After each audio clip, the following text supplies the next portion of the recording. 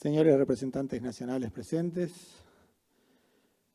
autoridades departamentales, embajador del Estado de Israel en Uruguay, Yoav Maguen, autoridades comunitarias, autoridades religiosas, queridos jóvenes de las Tnuot,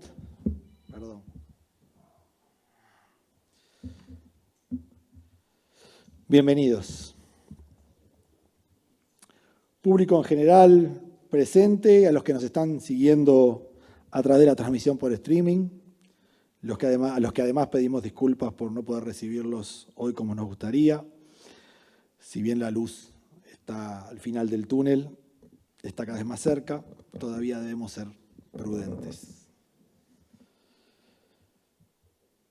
Bienvenidos todos a este acto por la convivencia en memoria de David Frem, organizado por la nueva Congregación Israelita de Montevideo, la Bnei Berit del Uruguay, con la convocatoria del Comité Central Israelita del Uruguay y el apoyo y participación de 25 instituciones de la colectividad judía del país. Gracias a todos por acompañarnos. El 8 de marzo de 2016, por tercera vez en los más de 120 años de presencia judía en el país, un ciudadano uruguayo era asesinado por ser judío. En las dos primeras, las motivaciones del asesino provenían del antisemitismo nazifascista. En esta última, del antisemitismo islamista. A lo largo de nuestra milenaria historia hemos enfrentado múltiples intentos de eliminarnos como pueblo, como cultura, como nación y como individuos.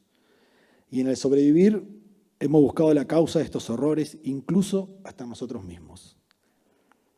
Pero hemos visto que la violencia históricamente no ha sido exclusiva contra los judíos. Otros pueblos, otras culturas directamente no han sobrevivido. Por lo que parece quedar claro que el problema no está en las víctimas, sino en el victimario. Y que la existencia de múltiples victimarios es síntoma de un problema más general social. Hoy estamos acá porque sabemos que el Uruguay y los uruguayos no somos ajenos a este problema. Aquí también hay víctimas y victimarios. Por eso es que hace 4 años, desde la nueva Congregación Israelita de Montevideo, pensamos que lo ocurrido con David Frem tenía que ser un punto de inflexión, un lugar desde el cual mirarnos como sociedad, comprender que en nuestro estilo tenemos los mismos defectos y virtudes que todas las sociedades y reflexionar para hacer un aporte hacia la construcción de una sociedad en la que alguna vez podamos decir realmente que aquí estas cosas no ocurren. Y a esto es a lo que hoy, junto con la adhesión de la colectividad toda, los estamos invitando. Para comenzar, voy a darle la palabra a Yanay Silverstein, presidente de la nueva Congregación Israelita de Montevideo, para que nos dé su mensaje. Yanay, por favor.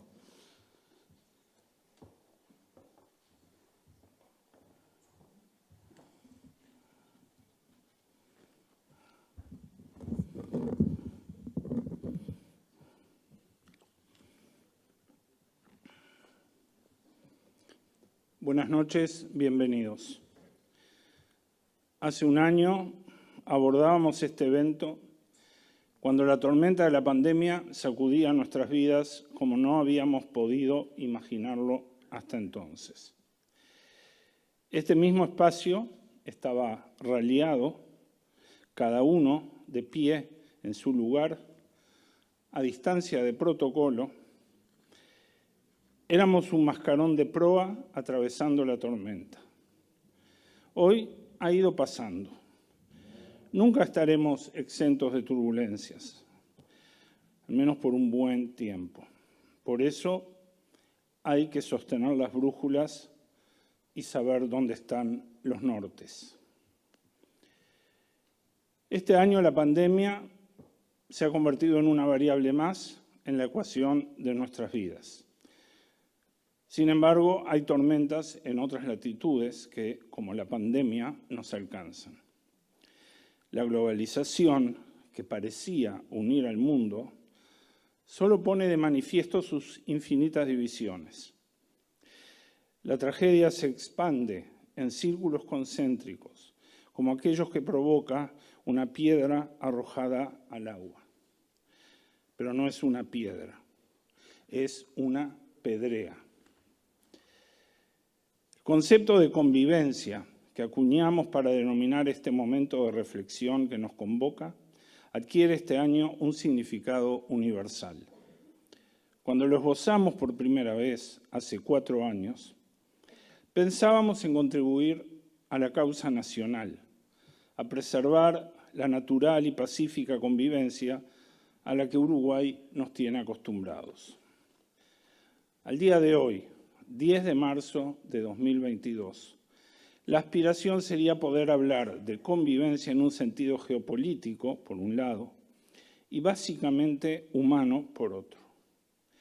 Es la coordenada que se ubica en algún punto entre los claustros diplomáticos de las Naciones Unidas y la simple solidaridad con la víctima. Como la solidaridad del comerciante sanducero que en 2016 escribió en su pizarra: hoy soy judío, hoy todos somos Ucrania. Aquí mismo, en 2019, Fernando Butazzoni, citando a Hannah Arendt, desmitificó la banalidad del mal. El propósito de estos actos por la convivencia ha sido ahondar en la tragedia del mal. La necesidad de hablar de convivencia en un mundo diverso puede parecer anacrónica, pero en realidad es atemporal. Puede parecer hasta ingenua, pero es estratégica. La idea de convivencia es la única que confronta los fanatismos de cualquier naturaleza o proporción. Los textos que leeremos este Shabbat, pasado mañana, en el marco del calendario hebreo, corresponden al libro de Levítico, en hebreo Vaikra, y al primer libro de Samuel. Y plantean, en lenguaje bíblico, cómo hacernos cargo de nuestras propias faltas. Si en Levítico, sacrificios mediante, Dios perdona, en Samuel el fanatismo del hombre excede la misericordia divina. Fuimos de la aspiración del Pentateuco a la cruda realidad histórica en los profetas. A su vez, los últimos capítulos del libro de Éxodo, Shmot, fueron acerca de la convivencia en torno a lo divino, todo lo relativo al culto. Hay algo muy judío en la noción de convivencia, no solo con el otro, sino con nosotros mismos. Aquí y así estamos hoy, habiendo transformado sacrificios en palabras, buceando en las escurridizas nociones de lo justo, lo bueno y lo compasivo. Si evitamos que el concepto de convivencia se vacíe, seguramente será todo eso y mucho más. No quería, en el cierre de mis palabras, quedarme solo con las grandes ideas o ideales, sino atravesar la experiencia humana hasta el corazón de cada uno. Seguiremos construyendo desde este lugar en pos de la convivencia, pero mientras tanto la vida irá transcurriendo. No somos meros espectadores, somos protagonistas. Convivencia supone también saber compartir. Hace un año, desde este honor que me toca asumir hoy por segunda vez, compartía que David Frem, de bendita memoria, y yo somos consuegros. Hoy solo quiero compartir que David ha sido abuelo por partida doble. Y también quiero compartir que él y yo compartimos un nieto. Creo que merece contarse porque, como dice la Torá y repite nuestro rabino, primo la vida. Todos elegimos la vida. Y ahora sí, quiero finalizar compartiendo una de las meditaciones del poeta metafísico inglés del siglo XVII, John Donne, que me llegaron paradójicamente a través del Twitter de mi amiga Fania Oz desde Israel. Y digo paradójicamente porque vaya si Twitter, que es la nueva punta del iceberg de la humanidad, precisa perfeccionar sus códigos de convivencia. Y dice así la cita de John Donne: ningún hombre es una isla entera por sí mismo. Cada hombre es una pieza del continente, una parte del todo. Si el mar se lleva una porción de tierra, toda Europa queda disminuida, como si fuera un promontorio, o la casa de uno de tus amigos, o la tuya propia. La muerte de cualquiera me afecta, porque me encuentro unido a toda la humanidad. Por eso, nunca preguntes por quién doblan las campanas, doblan por ti. Muchas gracias.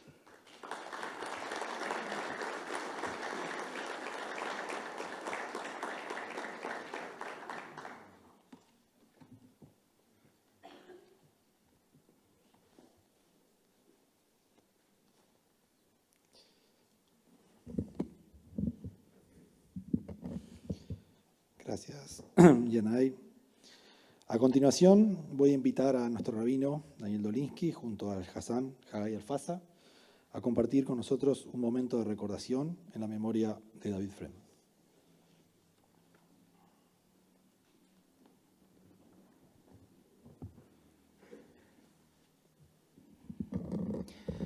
Buenas noches para todos. Antes de compartir nuestro momento espiritual y religioso y encender esa vela para recordar al querido David, quería invitarlos a pensar, a usar este momento, este instante para pensar a partir de una reflexión que les quiero traer de un pensador judío de la segunda mitad del siglo XIX y primera mitad del siglo XX que se llamaba Ahad, uno de los grandes pensadores del movimiento sionista, que paradójicamente, y por eso me parece también importante traerlo hoy, nació en 1856 en Kiev. Imagínense si en un lugar de cultura, de producción, hoy lo que nos está trayendo la imagen de lo que habla la guerra. Entonces, quiero traer a Kiev desde la cultura y desde lo importante de la iluminación del pensamiento. Y Ahad decía que toda sociedad que se construye es como un sube y baja entre dos pilares. Por un lado, la convivencia y por el otro lado, la conveniencia. Ambos hacen como un juego de palabras. Cuando una sociedad se inclina hacia la convivencia, hay futuro. Cuando la sociedad se mueve solo por los intereses mezquinos y personales de cada uno, y entonces empieza a ser una sociedad de conveniencia, y cada uno de nosotros calcula lo que hace en función de su propio beneficio, empieza el final de esa sociedad. Lo dejo ahí como una forma de invitarlos a reflexionar si nuestra sociedad es de convivencia o de conveniencia, o el mundo en el que vivimos hoy es un mundo en el que apostamos por la convivencia o nos resignamos a la conveniencia. Los quiero invitar a que nos pongamos de pie. Voy a invitar a Noemi Frem, en nombre de la familia, a que se acerque para honrarnos y acompañarnos en el encendido de una vela para que el alma, la Neshama de David, brille entre nosotros para compartir nuestro espacio religioso a través del Kadish Yatom, el Kadish de duelo y la plegaria de El Maleh Rahamim.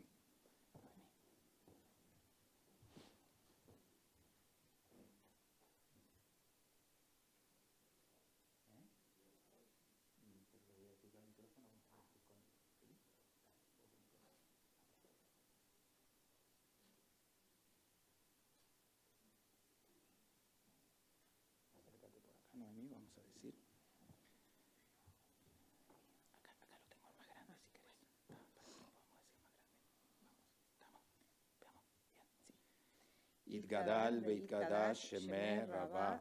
Amén. Bealma Divra Jirute Beyamlich Malchute Bejayejón Ubiomejón Ujayei Dejol Beit Israel Bagala Ubisman Karib Beimbru. Amén.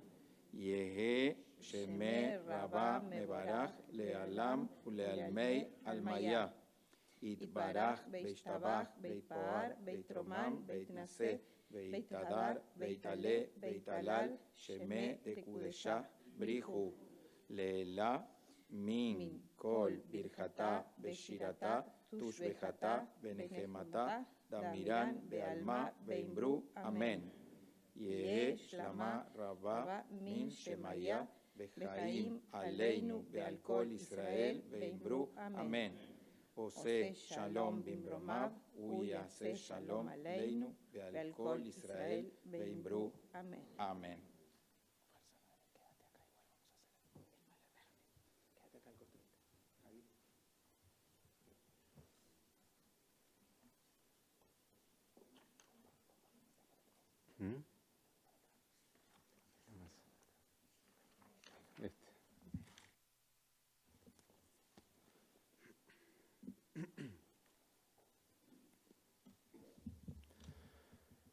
El Male Rachamim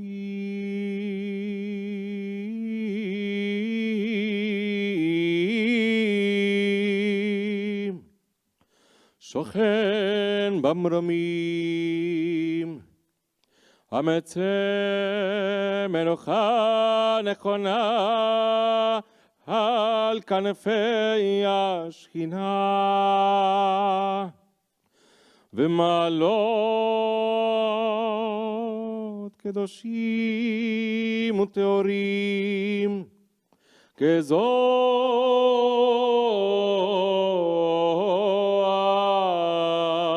הרקיע מזהירים את נשמת דוד בן יעקב למשפחת פרם שהלך לעולמו. לכן אנו כולנו מתפללים בהטליית נשמתו. ענווה לרחמים יסינהו בסתר כנפיך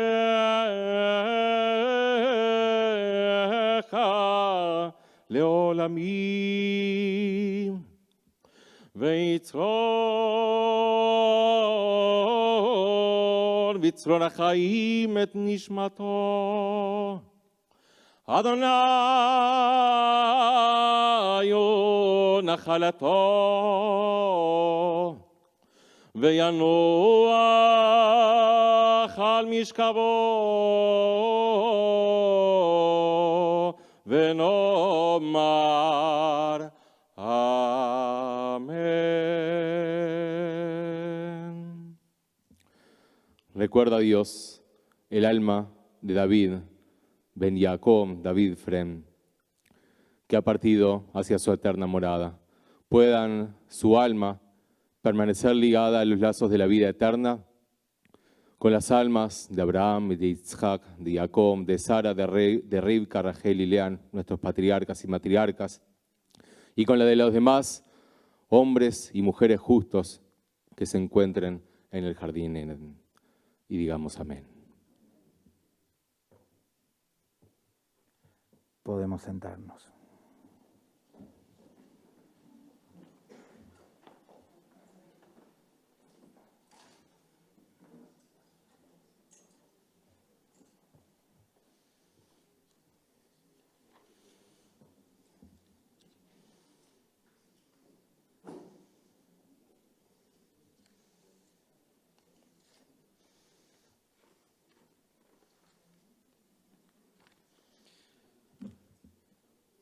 Bueno, cumplida la primera parte de este acto, es el turno ahora de presentar al orador central, a quien, por cierto, agradecemos muchísimo su presencia hoy. El doctor Facundo Ponce León nació en Montevideo en 1978. Es licenciado en Filosofía y Ciencias de la Comunicación por la Universidad de la República, doctor en Filosofía por la Universidad Carlos III de Madrid, doctorándose con una tesis sobre el concepto de autoridad y el pensamiento de Hannah Arendt. En el área de la comunicación se ha desempeñado en prensa escrita, en medios como El País, El Observador, Montevideo.com, Freeway y Búsqueda. Y ha creado y conducido productos audiovisuales que han marcado un hito en la televisión uruguaya, como Vidas, El Origen, De Cerca, producidos de la productora Mueca Films, que en 2011 creó junto a su hermano y con la cual han desarrollado documentales para países como Argentina, Brasil, Canadá, Colombia, Cuba, Haití, República Dominicana, Rusia y Suiza. Es autor del libro Autoridad y Poder, publicado por Taurus en 2014, e investigador de la compañía Finzi Pasca de Suiza. Es docente de Antropología Filosófica en la Universidad Católica del Uruguay desde el año 2001 y actualmente es investigador del Departamento de Filosofía y director del Departamento de Humanidades y Comunicación de dicha universidad. La presentación de hoy se titula El desafío de la admiración. Es un honor darle la palabra al doctor Facundo Ponce de León. Gracias.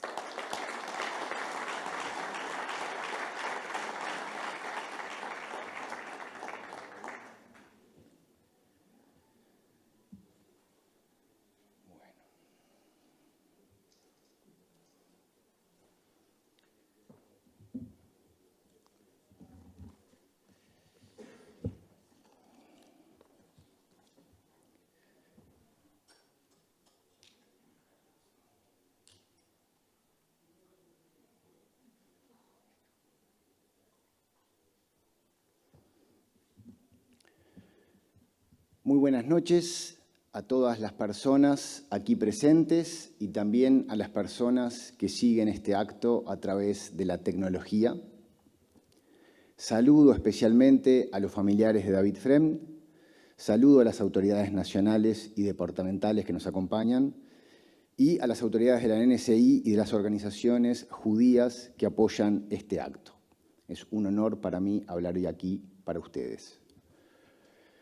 Cuando David Telias me escribió con la invitación para hacer uso de la palabra esta noche, me quedé pensando justamente en esa expresión, hacer uso de la palabra. ¿Cuántos usos de la palabra hay? Usamos las palabras para informar, usamos las palabras para enseñar y para aprender. Hay usos de la palabra para sanar, para herir, para ofender. Hay usos de las palabras para homenajear, como hizo Rafael Frem en ese libro tan conmovedor que tituló Un reloj que no es mío y al que volveré a lo largo de esta noche. En el uso, las palabras se gastan. Por ejemplo, hay palabras que hoy están de moda. Resiliencia, bullying, ego, depresión, individualismo, polarización, empatía. Tenemos que tener cuidado con su uso, porque al gastarse pueden trivializarse. Y también hay palabras que no pasan de moda. Amor, perdón, paz, plegaria, prójimo, cultura, silencio. Resisten las modas y el paso del tiempo y están siempre ahí como una salvaguarda en momentos de naufragio y desconcierto. Por último, hay palabras que se olvidan, que empiezan a perder significado o a malinterpretarse. Hoy quiero compartir con ustedes una reflexión sobre una de esas palabras a la que considero de una importancia radical. Me refiero a la palabra admiración.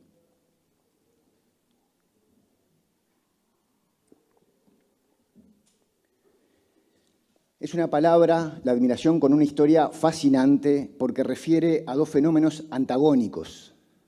De una parte, la admiración es el asombro y el impulso por saber. Este es para Aristóteles el inicio del filosofar.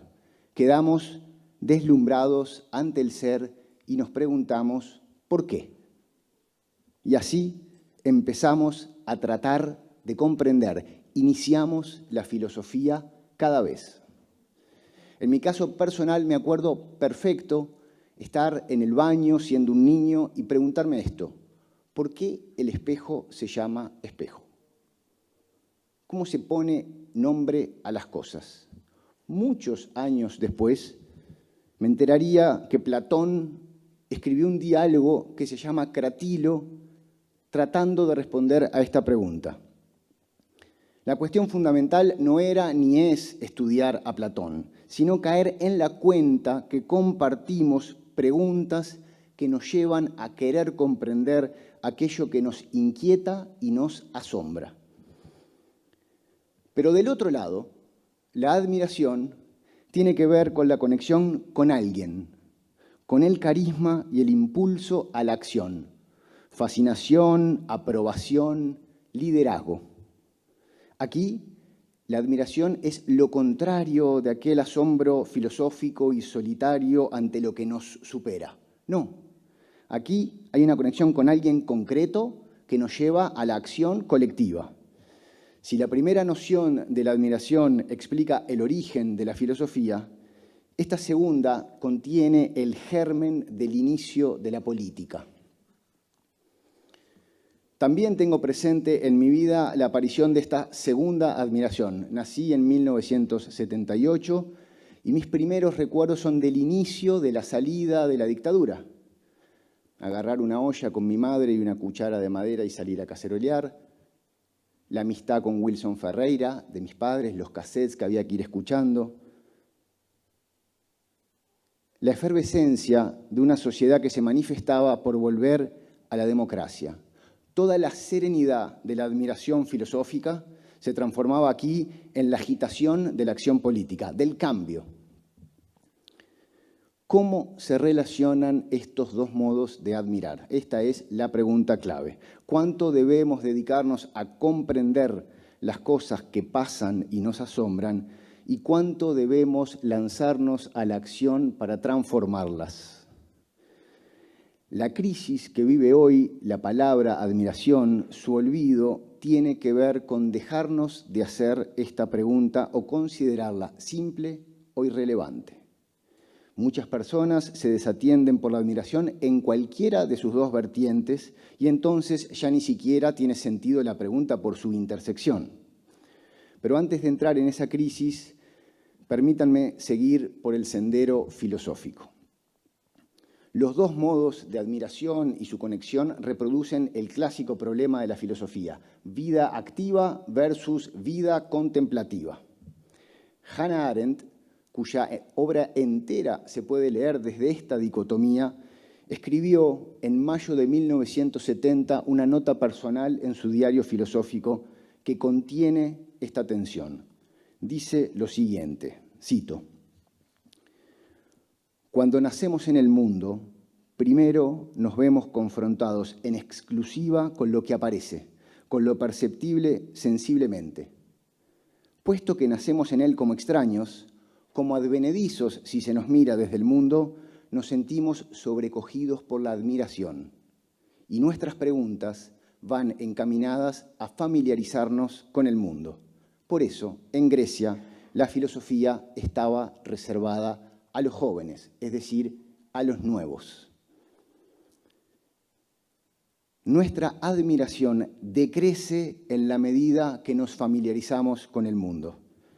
Cuando nos hemos instalado dentro de él en cierta medida, cuando estamos familiarizados con él, nos vemos confrontados con la muerte, que vuelve a cuestionarlo todo, pero ahora cuestiona el todo general, ya no lo particular con lo que nos hemos familiarizado.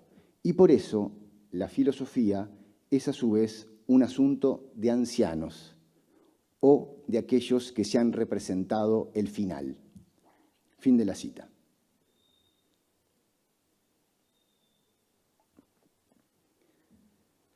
Hay entonces un modo de admiración al inicio de la vida que nos impulsa a entender el mundo y una al final para representar la totalidad de lo vivido. Parecería no haber espacio en medio de estos extremos para la admiración. Las personas adultas gestionan la vida común sin el asombro de los recién llegados, de la infancia, ni la sabiduría de los que están por partir, la vejez. Así queda planteada la posibilidad de una vida pública sin admiración. Adultos que viven sin asombro, sin expectativa, sin deslumbramiento. De una vida así a una burocracia fría y un mundo desencantado no hay casi distancia. Y eso sin llegar al caso paradigmático de Eichmann que tanto desveló a Arendt. Con tareas menos aterradoras que la del burócrata alemán, hay un modo igual de desencantado y automatizado de entender la vida pública, desprovisto de toda admiración. Así lo veía Arendt y ella depositó en la espontaneidad y natalidad humana la salvaguarda a este peligro.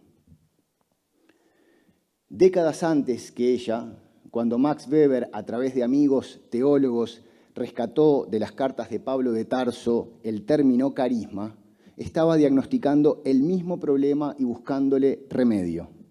Dice Weber, cito, debe entenderse por carisma la cualidad que pasa por extraordinaria de una personalidad por cuya virtud se la considera en posesión de fuerzas sobrenaturales y sobrehumanas, y en consecuencia como jefe, caudillo, guía o líder.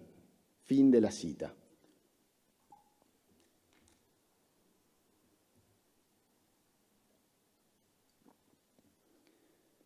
Con Weber, el término carisma adquiere una connotación de cualidad personal que no estaba en su origen paulino. Ya no es un don que se recibe para servir, sino una cualidad que algunas personas tienen para brillar y liderar. Este mecanismo carismático es lo que para Weber puede salvarnos de la monotonía de la vida adulta y burocrática. Pero claro, todo esto Weber lo pensó antes de la aparición de Hitler y de unas técnicas de propaganda desconocidas en el inicio del siglo XX. Nosotros, testigos del horror del fascismo y el Holocausto, nosotros que vemos surgir una y otra vez populismos mesiánicos injustos, nosotros que hoy de vuelta volvemos a estar inmersos en una guerra, nosotros nos ponemos muy incómodos cuando nos hablan de admiración, de carisma y de liderazgo. Pensamos enseguida en el peligro que eso puede tener. Nos vienen recuerdos de liderazgos que anularon la acción autónoma y que sembraron odio y rencor. Quisiera proponerles esta noche romper esa visión y recuperar la importancia de la admiración como motor de la vida política y pública. Todos los peligros son ciertos y están ahí, pero no pueden anular lo fundamental que es para la humanidad admirar. En palabras de un filósofo español contemporáneo, que se llama Javier Gomá, cito, sin duda que en el pasado siglo hemos sido testigos de una utilización del carisma personal como instrumento del totalitarismo político para la manipulación de las masas. Pero constituyen solo colosales desviaciones respecto de una modalidad positiva que merece preservarse. Aristóteles, que trazó las tipologías de la forma de gobierno, monarquía, aristocracia, república, no se olvidó de sus patologías, tiranía, oligarquía, demagogia. Y no sería justo juzgar a las primeras por las formas corrompidas que representan las segundas. Lo mismo acontece con el carisma. Desecharlo de las fuentes de legitimidad política por el uso pervertido que de esa energía social hizo el totalitarismo, conllevaría el hurto a la democracia de su virtud de innovación, reforma y movilización, y su fatal empobrecimiento espiritual. El carisma, fin de la cita. El carisma, como vehículo de la admiración entre sujetos plurales y autónomos, es un imperativo para el mundo que nos toca vivir. Y no solo hablo aquí de política y democracia. Esto tiene que ver con nuestra condición humana tanto en el ámbito público como privado.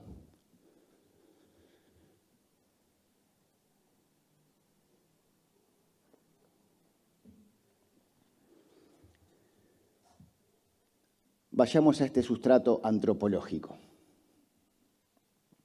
Toda persona constituye su identidad intersubjetivamente, es decir, en contacto permanente con otras personas. En esa espontánea tarea toma para sí ejemplos, modelos, guías, otros seres humanos en los que reconoce algo particular. Este es el proceso antropológico básico del crecimiento personal y genera el entramado de la vida humana. Dicho en otras palabras, para ser quienes somos, fuimos primero admiradores de otros que a su vez admiraron a otras personas que fueron ejemplos de otras y así sucesivamente hasta el inicio de la historia. No piensen en este mecanismo en términos de carisma político, de liderazgos especiales. No, esto sucede en la vida cotidiana. El principal valor que tiene para mí el libro que hizo Rafael Fremd sobre su padre es justamente ese: admirarse ante los detalles de la vida diaria de su padre. El modo de hacer el café y guardar la mejor taza para su esposa, la manera de hablar con los proveedores en sus visitas de Paysandú a Montevideo, el gesto de bajarse en medio de una lluvia torrencial para ayudar a cruzar la calle a una anciana, el sentido del humor y las bromas con sus familiares y amigos. Tan simple como eso es el libro, y por eso es admirable. ¿Podría haber escrito Rafael sobre el antisemitismo en su libro? Claro que sí. Su padre fue asesinado por ser judío. ¿Podría haber denunciado Rafael cuestiones del procedimiento judicial o de falencias del sistema de salud en Paysandú o de problemáticas de intolerancia que nos pasan desapercibidas? Claro que podría. Su dolor y el de su familia habilitaba cualquier descarga, pero no. Eligió la admiración, eligió la gratitud de los momentos vividos y las enseñanzas recibidas. No fue necesario hablar de carisma, de liderazgo ni de un padre superpoderoso. Valga el libro de Rafael para recordarnos que la admiración está en nuestra manera de crecer como humanidad. Por eso, apagarla o desconocerla es un error grave. Hay que estar atento a sus peligros, sí. Hay que entrenar la lucidez para que sea una admiración que impulse la autonomía y no que la cercene, sí, pero sobre todo hay que recuperarla como categoría central de nuestra vida común. Si bien es cierto que no es lo mismo la admiración en el ámbito privado de la familia y los amigos, como el caso de Rafael y su padre, que el caso de la admiración pública y política, como es el del caso del carisma que analizó Weber, lo cierto es que ambas son dimensiones que hay que recuperar, porque ambas comparten el mismo sustrato antropológico. Es imposible una vida sin admiración porque no hay persona que pueda florecer si no se sostiene en la ejemplaridad de otras personas. Esto supone admirar y también admirarse. Esto último es fundamental. La clave no está en lo que admiramos, sino en la capacidad humana de generar esa vinculación con otros. Esto es lo que otro filósofo español contemporáneo llama el talante moral admirativo. Lo importante y urgente en nuestro tiempo no es a quienes admiramos, sino reconocer que tenemos la capacidad misma de admirar. Y otra vez, no pensemos necesariamente en la política con mayúscula. Urge también admirar los detalles, los gestos, las minucias. Ni los horrores del siglo XX, ni la era del Big Data que inaugura el siglo XXI con sus algoritmos dominantes y sus filtros burbujas, han hecho desaparecer esta estructura antropológica que supone la ejemplaridad y la admiración como motor de la vida común cotidiana. La era digital nos obliga a intensificar la mirada crítica. Si antes la actitud era ante el liderazgo omnipresente y el peligro del fanatismo, hoy también tenemos que sumar la alerta hacia los dispositivos, sus cajas negras y su estímulo a la superficialidad y la polarización.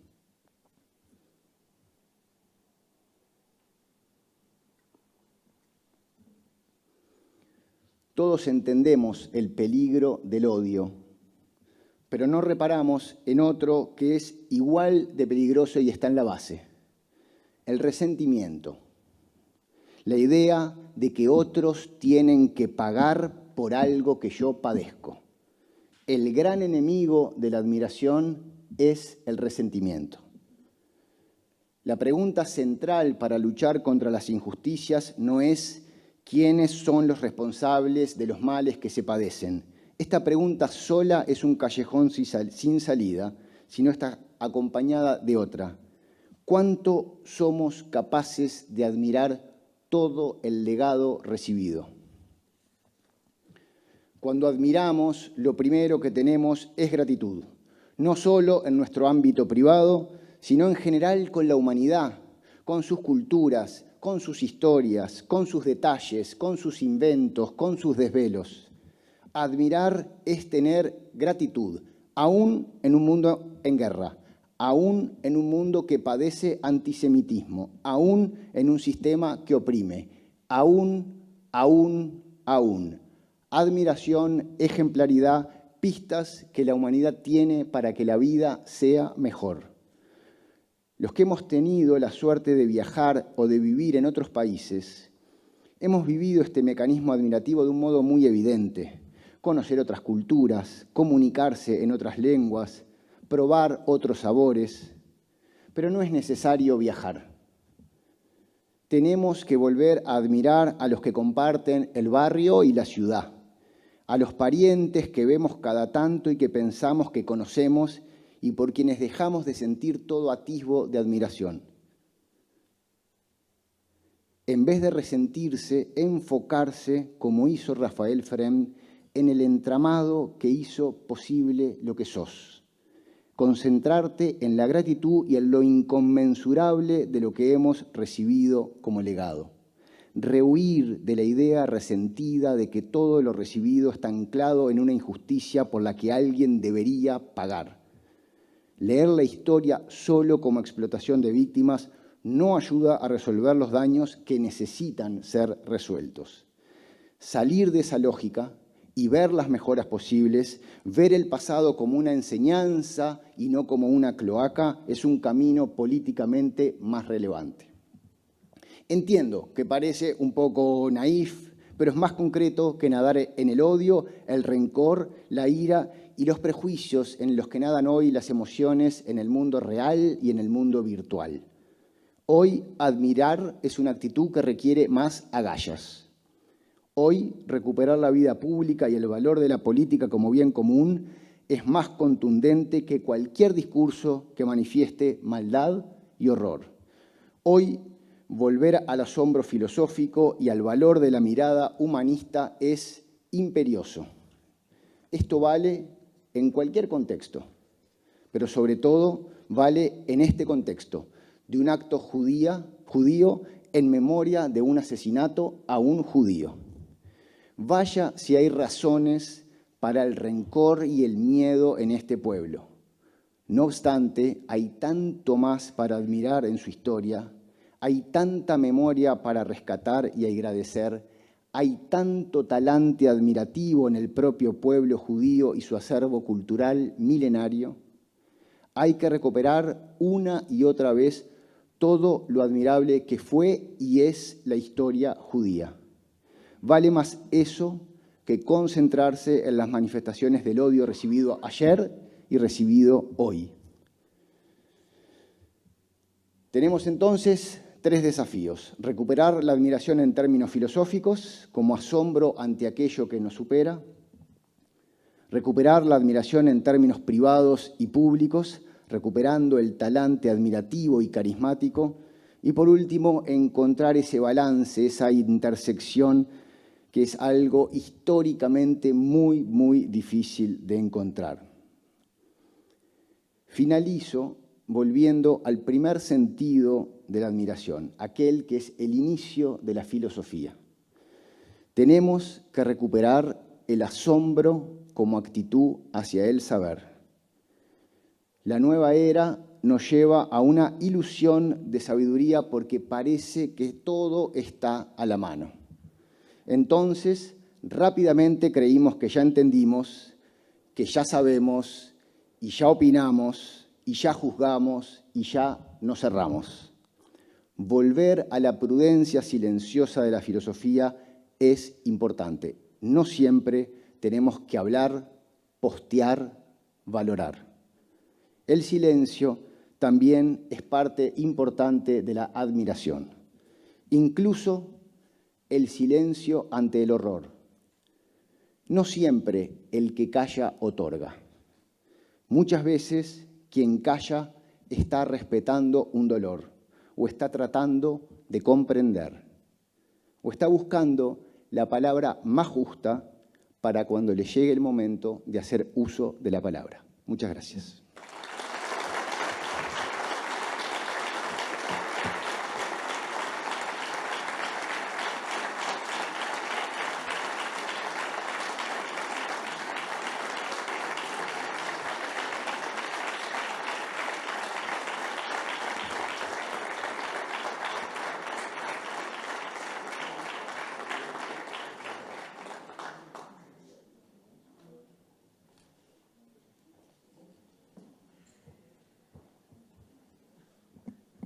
Muchísimas gracias, Facundo. Muchísimas gracias a todos por habernos acompañado. Y bueno, quedé medio. Realmente, gracias de nuevo. A todos, muchas gracias por haber estado. Los esperamos el año próximo, si Dios quiere. Y damos así por finalizado este acto.